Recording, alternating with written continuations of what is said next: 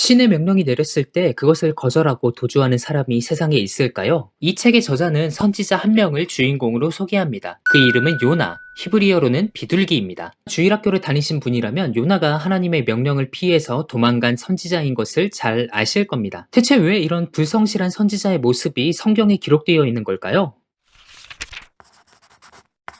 저자는 요나를 통해 무엇을 말하고자 하는 걸까요? 요나의 이름을 다른 방식으로 이해하는 방법이 있습니다. 하나님의 이름인 여호와와 관련된 이름으로 보는 것이죠. 예를 들어서 요엘은 여호와는 하나님이시다, 요압은 여호와는 아버지시다 라는 이름의 뜻을 가집니다. 그렇다면 요나는 여호와와 무엇인가가 결합된 이름일 겁니다. 그런데 이 동사에는 아무런 의미가 없어요. 그러니까 요나라는 이름은 여호와가 어떤 분이신지 빈칸으로 제시된다는 겁니다. 요나와 비슷하지만 반대로 주어가 없는 이름도 있어요. 요나 다음에 나오는 미가 선지자인데요. 미가라는 뜻은 누가 같은가 라는 주어가 없는 이름입니다. 야자나 엘자가 붙어야지 누가 여호와 하나님과 같은가 라는 이름이 되는 것이죠. 아무튼 요나의 이름을 이렇게 본다면 요나서는 여호와가 어떤 분이신지 그 빈칸을 채워나가는 책이라고 할 수 있습니다.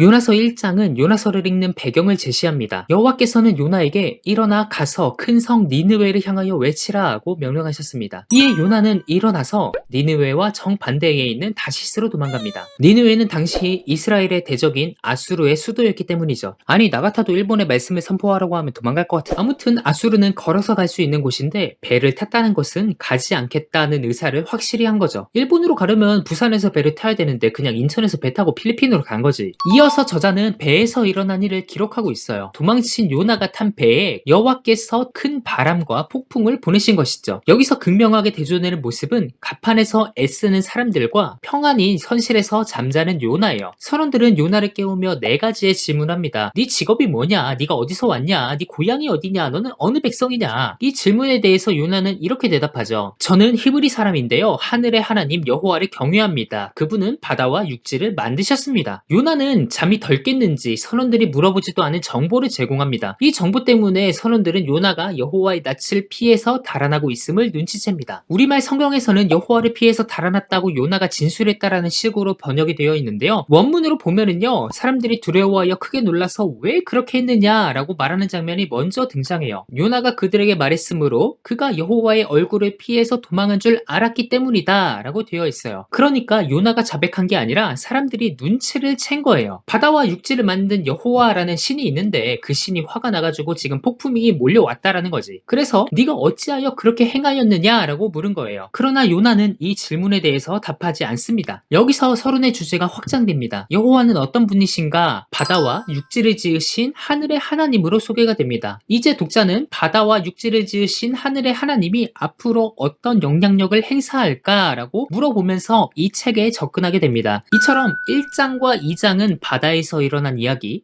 3장과 4장은 육지에서 일어난 이야기로 전개됩니다. 3장은 1장과 시작이 똑같습니다. 다시 한번 하나님이 요나에게 선포하라고 명령을 내리신 거죠. 결국 요나는 니느웨로 갑니다. 니느웨에서 선언한 내용은 딱 5마디예요. 40일이 지나면 니느웨가 무너지리라. 우리나라 말로도 히브리어로도 딱 5마디만 나옵니다. 5마디를 선포한 요나는 성 밖으로 나가서 초막을 짓고 이제 그 성이 어떻게 되나 살펴보기 시작합니다. 하나님은 성 밖에 있는 요나를 위해서 박넝쿨을 준비하셨고 요나는 시원한 그늘이 지자 매우 기뻐합니다. 이제 니느웨만 무너지면 최고의 상황이 되는 거지. 그런데 하룻밤 사이에 벌레 먹어서 박넝쿨이 죽게 됩니다. 그래서 요나는 화를 내면서 하나님과 싸우죠. 그때 성 안에서는 니느웨 왕과 백성들과 심지어 동물들도 다 회개하고 금식합니다. 3장과 4장은 동시에 벌어진 일이에요. 요나는 딱 5마디를 선포하고 성 밖으로 나가서 어떻게 되나를 관찰하고 있는 거고요. 니느웨 사람들은 성 안에서 요나가 전한 메시지에 반응을 하고 있는 거죠. 그 결과 하나님은 니느웨에 재앙을 내리지 않습니다. 그래서 요나는 굉장히 성내고 싫어합니다. 여기서 드디어 요나가 다시스로 도주한 이유가 나오는 거죠. 니느웨는 망해서 무너져야 마땅한 성읍인데 하나님께서는 그냥 벌 내리지 않고 구원하실 것이 분명하니 차라리 안 가고야 말겠다라는 거예요. 그때 하나님께서 요나에게 이렇게 질문하십니다. 네가 성내는 것이 옳으냐? 야, 네가 하룻밤 사이에 자라난 이 박넝쿨을 아꼈는데 그러면 나는 니느웨 사람들을 아끼지 않겠냐? 요나서는 이렇게 하나님의 질문을 남기며 열린 결말로 끝납니다.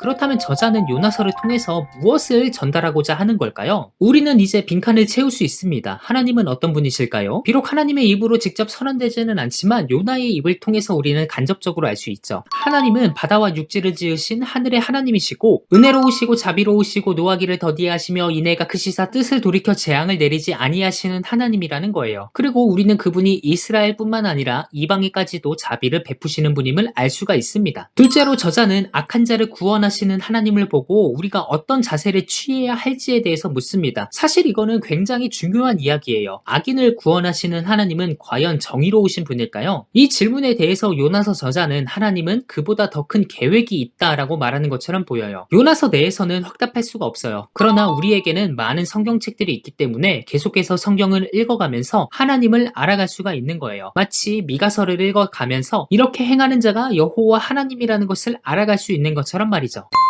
이렇게 요나서의 내용을 살펴보았습니다. 하나님은 어떤 분이실까요? 요나서 저자가 빈 공간으로 남겨둔 하나님의 속성은 우리가 채워나가야 할 숙제입니다. 어떤 사람은 부정적으로 채울 수도 있고 어떤 사람은 긍정적으로 채울 수도 있죠. 그럼에도 삶을 살아가면서 그 빈칸을 채워나가는 시도 하나하나가 하나님과 더욱 가까워지는 계기가 될 거예요. 그럼 저는 다음 영상에서 찾아뵙겠습니다. 구독과 좋아요, 알림 설정 부탁드립니다.